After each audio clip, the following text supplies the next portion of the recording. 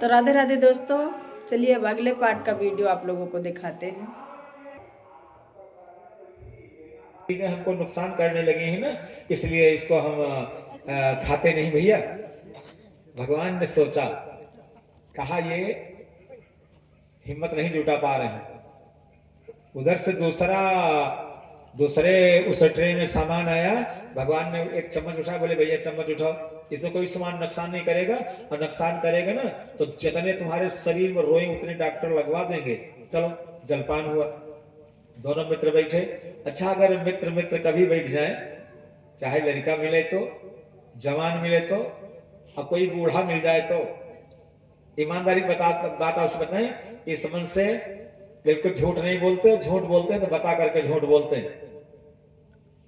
कथा कह रहे थे और यही आपके फैजाबाद में अब दो मित्र ऐसे मिले। एक मास्टर, प्राइमरी पाठशाला के वो मास्टर रहे, और एक मिलिट्री रिटायरमेंट रहे। यानी दोनों रिटायर्ड मित्र रहे, और 80 साल 75 साल की उम्र रही। संजोग रहा एक दिन दोनों कान के बहिरे रहे। मास्टर साहब रहे, उनको सुनाई कर पड़ता था। अब आज संजोग से कथा सुनने दोनों मित्र आए, तो मुलाकात हुई। जब हम जहां बैठे थे हमारे पास से जाके दोनों बूढ़े बाबा बैठ गए। हमने कहा दादा बैठो। अब जब वो मित्र मिले तो कहीं पे हो, फलाने हो। अब वो थोड़ा जोर से सुनते, हमने कहा कि शायद दादा कम सुन रहे हैं। बड़े जोर से कहा फलाने हो। कहा कि अरे भैया आप। बोले हाँ। अरे कहा आज बहुत दिन बाद मिले हो ना। तो बोल रहे हैं वो जब अमरूद तोड़ा गया था ना, मार पड़ी थी, गुरुजी ने खूब मारा था। हमको इतनी हंसी आई, हमने कहा देखें यही सच्चा प्रेम है। एक मित्र अगर सही मित्र है तो कोई कंजूसी, कोई चोरी, कोई चालाकी करता नहीं हो। और मित्र का मिलना मित्र से बड़ा दुर्लभ बताया गया है। भागवत के 10वें स्कंद में लिखा है कि एक मित्र का मिलना एक मित्र से उतना दुर्लभ बताया गया है। बोले कितना? कहा एक लकड़ी हाथ में उठाओ, एक हाथ की, दो हाथ की, और उसको बीच से तोड़ दो। अब बीच से तोड़ करके किसी बहते हुए पानी में उसी पुलिया के ऊपर खड़े हो जाओ, और दोनों लकड़ी एक के साथ छोड़ दो। दोनों एक में रहे। आपने टुकड़ा दो बनाया, एक साथ छोड़ दिया। अब पता चला कि एक लकड़ी बहते बहते 1 किलोमीटर दूर निकल गई, और एक पानी के हल्के में वो हल्का खाते खाते झटका, वो 1 किलोमीटर पीछे हो गई। रहे दोनों एक में। आपने उनको अलग अलग किया। जल जहां बह के जा रहा है, भगवान जाने कि वो दोनों टुकड़े एक जगह इकट्ठा होंगे या नहीं होंगे। जितना कठिन उन दोनों टुकड़ों का आमने सामने होना बताया गया ना, उतना कठिन बताएगा एक मित्र का, सच्चे मित्र का मित्र से मिलना। आज की दुनिया में तो दोस्ती तुरंत होगी, भगवान ने कब गोली चल जाए। हाँ, एक सूत्र याद है, संसार जाए छूट पर वो साथ न छूटे। संसार जाए छूट पर वो साथ न छूटे, और जिससे मिलाया हाथ वो हाथ न छूटे। वादा कर लेते हैं, लेकिन एक मित्र अगर परेशानी पड़ा तो दूसरा किनारे से रास्ता देके जाता है, सामने नहीं पड़ता ना।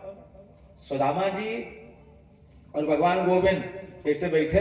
कन्हैया ने धीरे से पूछा, भैया। बोले क्या बात? बोले कुछ शादी वादी किया?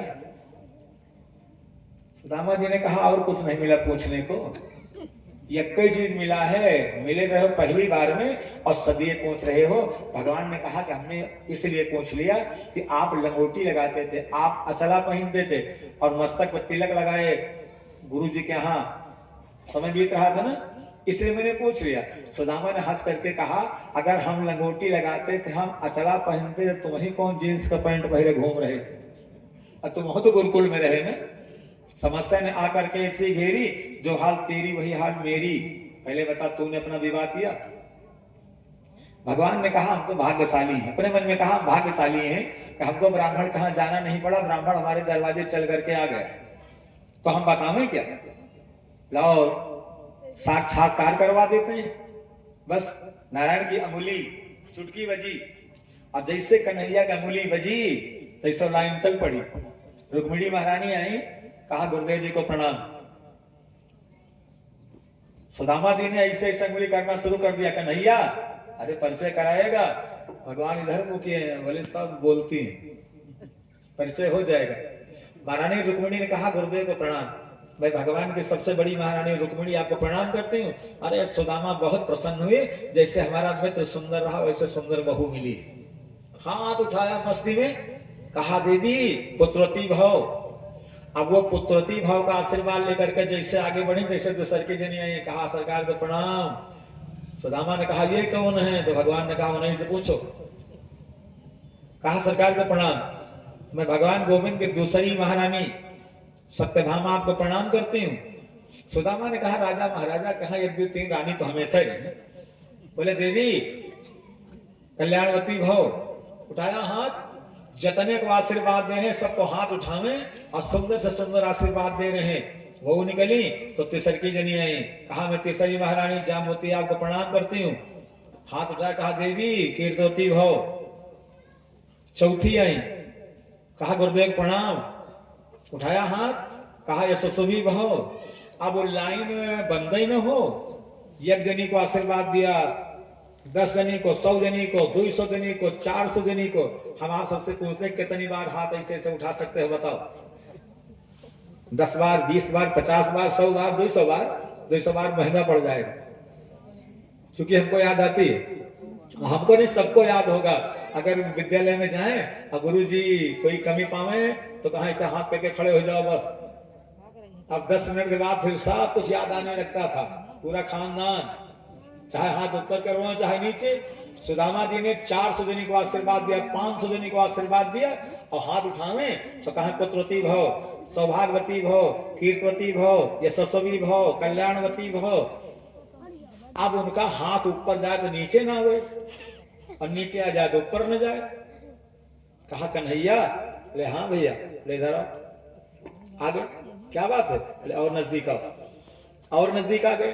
बोले चल के आ रहे हैं, हम परेशान हो गए हैं, पैदल चलते चलते अपना कान हमारे मुंह के पास लाओ। तो भगवान ने कान मुंह के पास कर दिया। सुदामा ने बड़े धीरे से पूछा, कहा भाई और कितनी जनी है?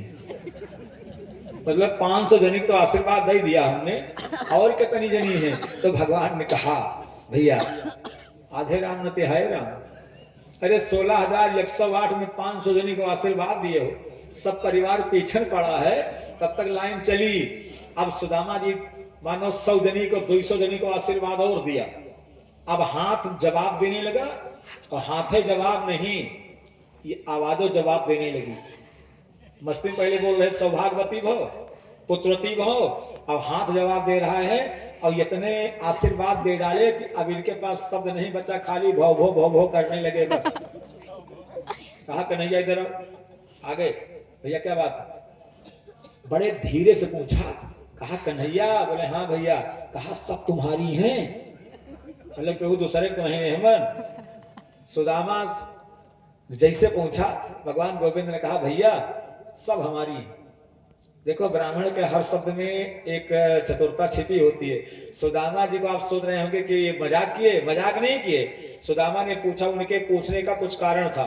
भले सब अगर इनकी है ना तो एक बार फुर्सत रहनी है, नहीं तो हाथ वाथ काम नहीं आएगा, सर्जरी करवानी पड़ेगी फिर।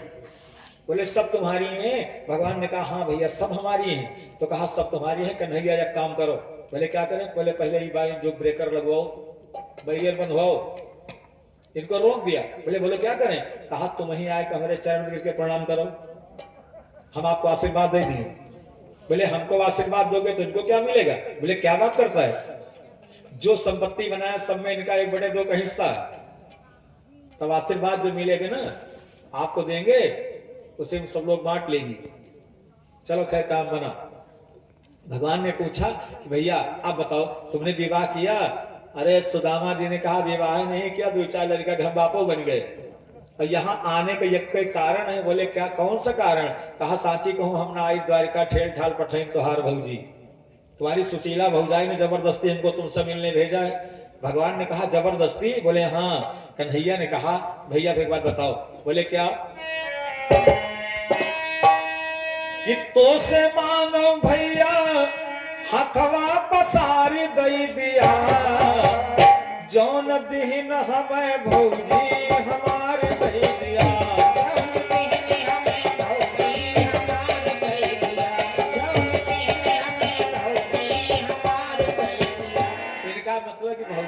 जबरदस्ती भेज ही दिया है कि अपने देवर के लिए कोई सामानो दिया है। अब सुदामा पड़ गए संकट में। बोले अब बात बिगड़ने वाली है, अब कैसे बतावें? बोले कन्हैया, बोले हाँ भैया। बोले जब तुम गुरुकुल में पढ़ते थे ना, बड़ा सुंदर जीवन बीत रहा था, माता जी सुंदर सुंदर टिक्कर, भगवान ने कहा टिक्कर माता जी खवाती थी, फिर बात कर लीजिए। बड़ी रात पड़ी, अब पहले जो हम पूछ रहे हैं बताओ, हमारी भौजाई ने कुछ दिया? तो सुदामा इनको फिर ले गए, तुमने गोपियों को जीना हराम कर दिया। गोपियां चिल्लाती थी, मैया जसोदा जी के दुलारे से नंदलाला बिगड़ गए बारे से। भगवान ने कहा भैया इसको बाद में चर्चा कर लेना, पहले बताओ हमारी भौजाई ने कुछ दिया कि नहीं दिया। अब सुदामा फंसे चक्कर में, बोले हम इसको चाहे जितना मोड़े लेकिन वही खड़ा होगा जाकर के हमारी भौजाई ने क्या दिया। बस सुदामा जी के मुंह से निकल गया, कहा क्या भौजाई भौजाई कर रहा, तुम्हारी भौजाई ने कोई सामान नहीं दिया, नहीं दिया। बोले ना, भगवान गोविंद ने कहा कि भैया फिर एक बात बताओ, आप भौजाई से मिलेंगे तो पूछेंगे, लेकिन हम देख रहे हैं कि जब से तुम यहां आए हो, एक हाथ उठाए के तो सौभाग्यवती भव, पुत्रवती भव, कल्याणवती भव कर रहे हो, और ये कवा हाथ चिपकाए कहे बैठे हो। न हिल रहा न डोल रहा। सुदामा ने कहा गए काम से, अब खेल गड़बड़ हो जाएगा। लेकिन बहाना मारना शुरू किया। बोले कन्हैया आज बहुत दिन की बात, इतनी दूर का सफर तय किए और हाथ लटकाए लटकाए, न मालूम कहे इसमें आज पहली बार दर्द होने लगी, और जब इसको ऐसे लगा लिया तो बड़ा आराम मिला। भगवान ने कहा मित्र एक बात बताओ,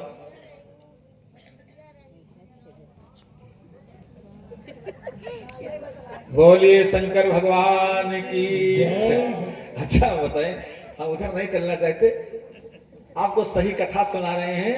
तो अगर झूठ बोलें तो हम कहते हैं बता के झूठ बोलते हैं, और शुरू हम करेंगे और संपूर्ण आप लोग करते हैं करेंगे नहीं। आज चलो 4 लाइन 27 दिन आज झूठ बोल दी है, आई नहीं कि लाइन से शुरू करें।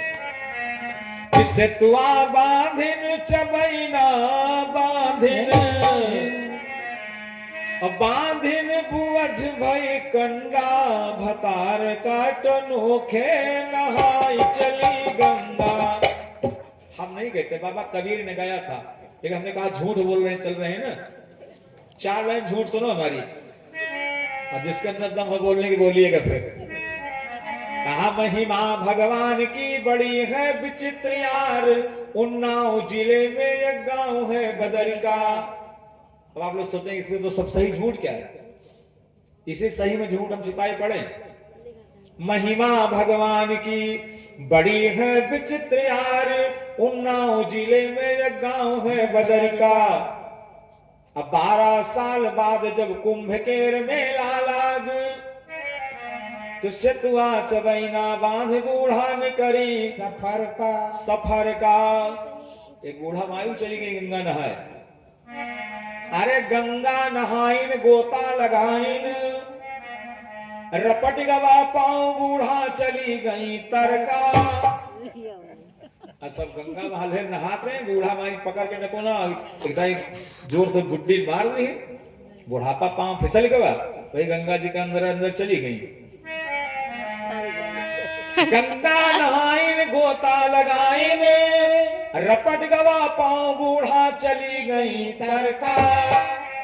गांव तीरवासी सब रुई पीट लौट आए, अब तेरे ही के दिन वही न्यूतिन है गांव भर का। फूट गए तकदीर उन सारे ब्राह्मणन के, कि तेरे ही के दिन बूढ़ा लौट आई घर का। बोलिए शंकर भगवान की। हमने कहा था कि शुरू हम करेंगे समाप्त आप करेंगे, बूढ़ा भाई कथा सुन लियो। अच्छा समस्या है, कभी कभी आप देखा है कि ठीक जो खेते होते पहले नीलगाय वगैरह का आतंक होता था ना, तो खेत के मालिक को सोई लकड़ी का मनई बनाते थे, काट का उल्लू। अभी जोगी बाबा के साथ तो नहीं रहती होगा, लेकिन नीलगाय वगैरह डरते थे। वो ऐसे हाथ किए, मतलब एक लकड़ी सीधा गाड़ा, एक बेड़ी बांधे, ओका फटहा पैजामा कुर्ता पैंट शर्ट पहना के खड़ा कर दिए, तो वो ऐसे खड़ा रहता था। उसे क्या कहते थे, आप यहाँ खुद बोलते, हमारे यहाँ बोलते काट का उल्लू। तो फिर हाल दोनों माँ एक के हैं, ऐसे हाथ के खड़ा रहता था। अब वो करता क्या था, वो इधर से जानवर आवे तो इधर से आवे तो सामने आवे देख रहा है, और पीछे से सक्केदारी में जानवर हो जाते, बोले यार ये तो इसमें मालिक खड़ा है, खेत का रखवार खड़ा है। अब वो कहता था कि सुनो मेरे भाई, हमको तो ब्रह्मा ने खाने वाला मुंह ही नहीं दिया, हम तो खाली इसे रात भर रखाते हैं। अब तुमको अगर भगवान ने खाने वाला मुंह दिया है ना, तो वही जगह खड़े रहो। उसका एक संकेत होता था, इसमें एक फसल ना हम खाएंगे ना तुमको खाने देंगे, ये कहता था ना, न खाएंगे न खाने देंगे। इसे चाहे जहां कथा हुए तो 2-4 जने 2-1 जनी तो कहा हम तो कथा सुने आए नहीं ना, लेकिन अगर तू कथा सुने बड़े आएगा तो काम कथा सुने न दिए, बोलिए शंकर भगवान की जय। एक बार नाम बोलो, बस ज्यादा देर सेवा करेंगे नहीं, बस थोड़ा समय बचा है। बोलो श्री राम जय राम जय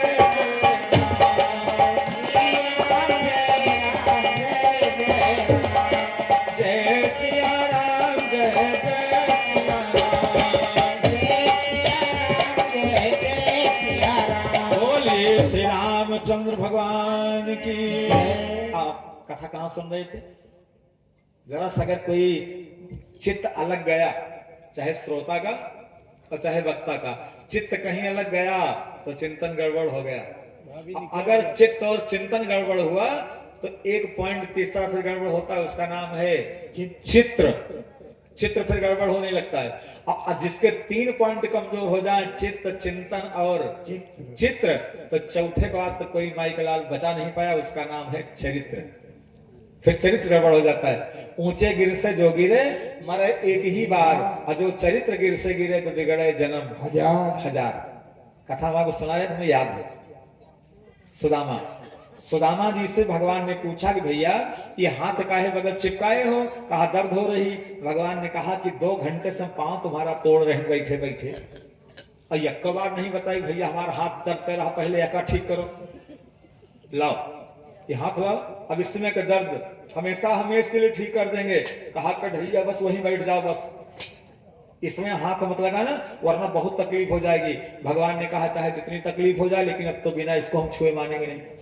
और जैसे भगवान ने ऐसे किया तैसे पुटकी नीचे गिरी, और जैसे नीचे गिरी तैसे सुदामा के हालत खराब होने लगे। वही श्लोक उनको याद आने, क्वाहम दरिद्रा पापियान क्वा कृष्णा श्री निकेतना, कहा हम गरीब ब्राह्मण, ये सड़ी किनकी पुराना कपड़ा, ऐसा बड़े बड़े राजा महाराजा घर की आई हैं, हमारे मित्र का तो बड़ा अपमान हो जाएगा। सुदामा भगवान कन्हैया यक्के साथ झुके, आधी पुटकी सुदामा के हाथ में आई और आधी कन्हैया, और खींचा खींची में पुराने कपड़ा के औकात गतनी। जैसे वो किनकी नीचे चली, जैसे भगवान ने कहा अगर एक दाना इसमें गिर गया तो बड़ा अन्याय हो जाएगा, ये घर की व्यवस्था नहीं है। कहा हमारी उस ब्राह्मणी ने उधार मांग करके भेजा। भगवान ने चट से हाथ नीचे लगाया, एक मुट्ठी मार गए, दूसरी मुट्ठी अंदर ले गए, और जैसे तीसरी मुट्ठी ऐसे उठाए ले जाने के लिए, जैसे रुक्मिणी पहुंच गए, धर दिया हाथ। कहा महाराज रुको, एक लाइन आप सुने, बोले चावल जो मोहन चबाने लगे हैं, चावल जो मोहन चबाने लगे, हरे त्रिभुवन पति जब बनाने लगे हैं, त्रिभुवन पति जब बनाने लगे हैं, 2 मुट्ठी चाबा नहीं कुछ भी बोली, निकलती सरे में जुबान अपनी खोली, निकलती सरे में जुबान अपनी खोली, निकलती सरे में जुबान अपनी खोली। हरा हाथ रुक्मिण कलैया में, कलैया में, कालई जई हो हम का मड़ैया में, कालई जई हो हम का मड़ैया में, कालई जई हो हम का मड़ैया में। बोले कन्हैया लाल की जय। इनका भाव देखिए, सुशीला के मन में जरा सी चंचलता छिपी रही, किनकी मांग के दिया था, अब पुराना कपड़ा।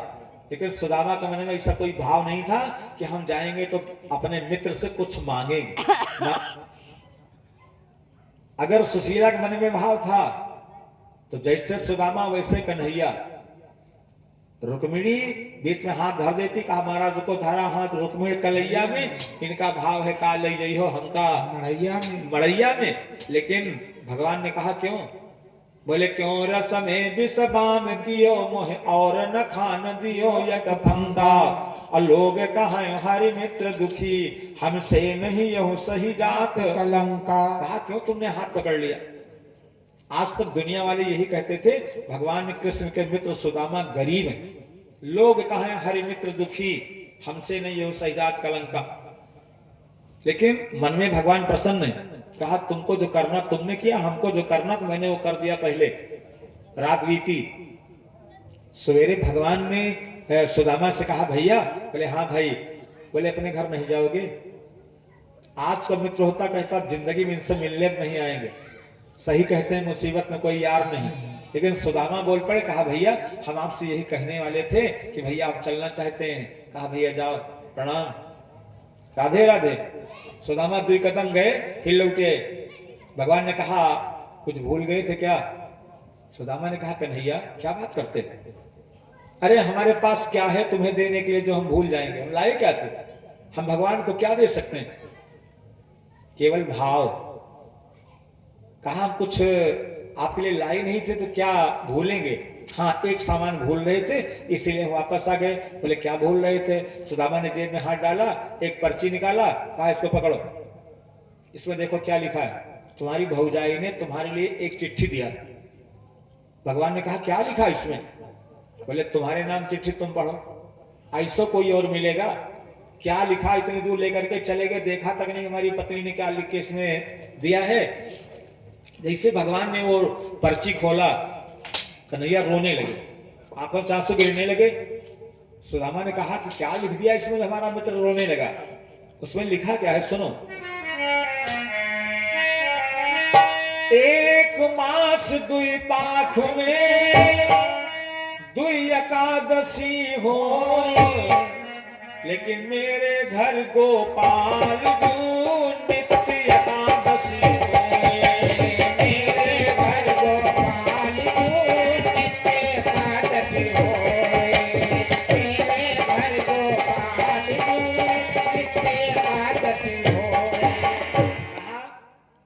एक मास 2 पाख में 2 एकादशी हुए। एकादशी भूखा रहने वाले 1 महीने में 2 दिन और साल में 24 एकादशी होती।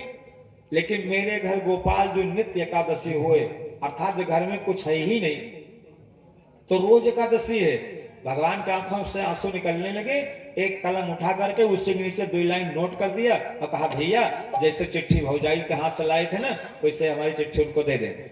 क्या लिख दिया? होनी थी सो हो गई, अब अनहोनी ना हो। और भाई कहा सुनो, होनी थी सो हो गई, अनहोनी ना हो। अरे भाभी तेरे भवन में नित्य एकादशी हो। भाभी तेरे भवन में नित्य एकादशी हो। भाभी तेरे भवन में नित्य एकादशी हो। बोले कृष्ण भगवान की कहा भाभी तेरे भवन में नित्य द्वादशी होए।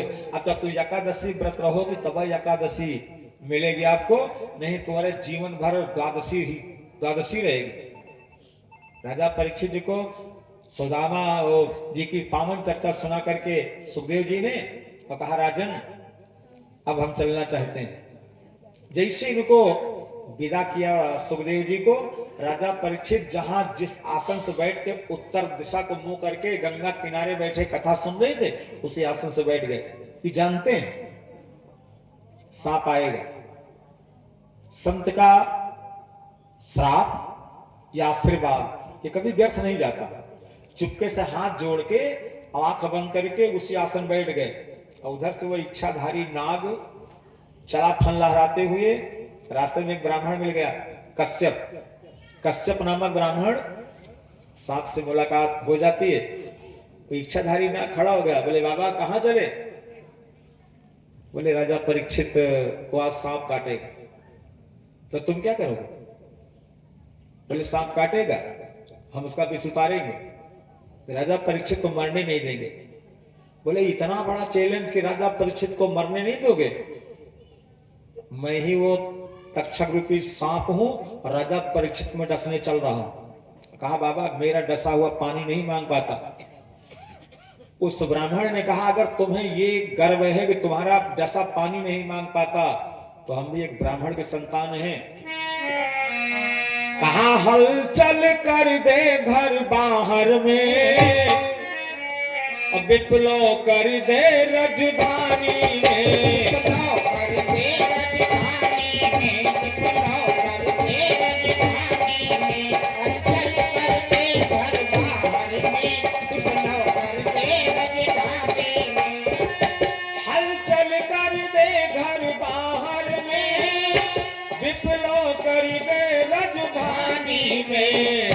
ब्राह्मण घर कहीं मचल जाए तो आग लगा दे पानी में, आग लगा दे पानी में, तो आग लगा दे पानी में। ब्राह्मण घर कहीं मचल जाए तो आग लगा दे पानी में। हलचल कर दे घर बाहर में, विप्लव कर दे राजधानी में, ब्राह्मण घर कहीं मचल जाए तो आग लगा दे पानी में। और सच्चाई बताया आपसे लिखा गया संसार बहुत बड़ा है, संसार बहुत बड़ा है। इधर लोग प्रयास करते हैं देखने का। बहुत लोग गए होंगे, बैठे हैं इंडिया टूर।